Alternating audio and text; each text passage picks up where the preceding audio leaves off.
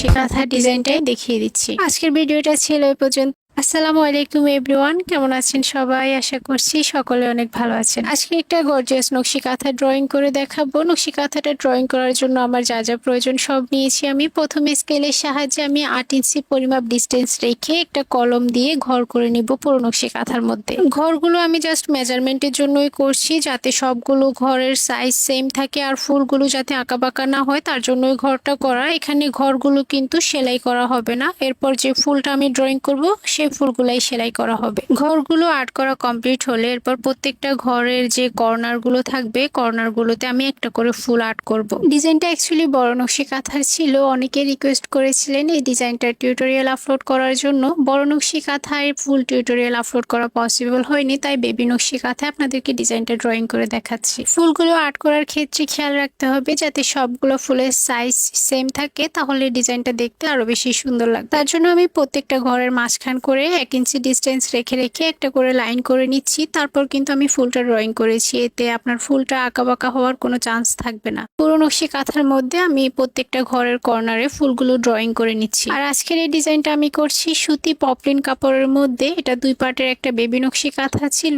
দেখতে পাচ্ছেন আমার সম্পূর্ণ নকশি কাঁথার মধ্যে ফুলগুলো ড্রয়িং করা শেষ। এখন আমি ফুলের মাঝে যে খালি জায়গাটা থাকবে এখানে আমি লতা আর্ট করে দিব। আর লতাটা আমি কিভাবে আর্ট করছি আপনারা একটু লক্ষ্য করবেন। দুটো ফুলের মিডলে যে খালি জায়গাটা থাকবে এই জায়গাটাতে আমি 2 সাইড থেকে লতা আর্ট করছি। পুরো নকশি কাঁথার মধ্যে কিন্তু সেম প্রসেসে লতাগুলো আর্ট করতে হবে। নকশি কাঁথা সেলাইয়ের ক্ষেত্রে আমরা লাচি সুতা ইউজ করে থাকি। হোয়াইট কালার কাপড়ে আপনারা রেড এন্ড গ্রিন কালার সুতা ইউজ করতে পারেন, এছাড়াও চাইলে মাল্টি কালার সুতা ইউজ করতে পারেন। ডিজাইনটা দেখতে কঠিন মনে হলেও এটা ড্রয়িং করা কিন্তু খুব একটা কঠিন না। আপনারা ভিডিওটা ভালোভাবে লক্ষ্য করলে নিজেরাও বাসায় সেম ডিজাইনটা ড্রয়িং করতে পারবেন। আবার আপনারা চাইলে কিন্তু আমাদের থেকে এমন ড্রয়িং করা নকশি কাঁথাগুলো অর্ডার করে নিতে পারবেন। আমরা ড্রয়িং করা এবং সেলাই সহ কমপ্লিট করা নকশি কাঁথা সেল করে থাকি। হোয়াইট কালার কাপড়ে আমি ব্ল্যাক সাইন পেন দিয়ে আর্ট করি।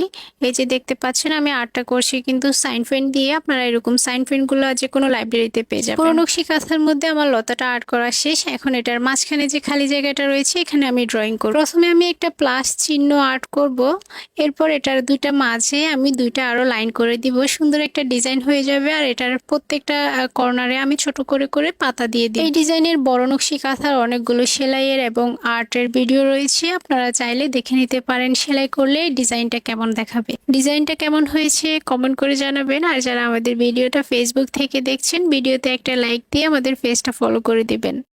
আর যারা আমাদের ভিডিওগুলো ইউটিউব চ্যানেল থেকে দেখেন, ভিডিওতে লাইক দিয়ে চ্যানেলটা সাবস্ক্রাইব করে দিবেন আর পাশে থাকা বেল আইকনটা অন করে দিবেন যাতে সবসময় আমার নকশি কাঁথার টিউটোরিয়াল দেখতে পান। ইউটিউবের সবগুলো ভিডিওর স্ক্রিনে আমাদের হোয়াটসঅ্যাপ নাম্বার দেওয়া থাকে, আপনারা হোয়াটসঅ্যাপে যোগাযোগ করে নকশি কাঁথা অর্ডার করতে পারবেন। ডিজাইনটা আমার কমপ্লিট হয়ে গিয়েছে, এখন আপনাদেরকে সম্পূর্ণ নকশি কাঁথার ডিজাইনটাই দেখিয়ে দিচ্ছি। আজকের ভিডিওটা ছিল এই পর্যন্তই। সবাই ভালো থাকবেন, সুস্থ থাকবেন। আল্লাহ হাফেজ।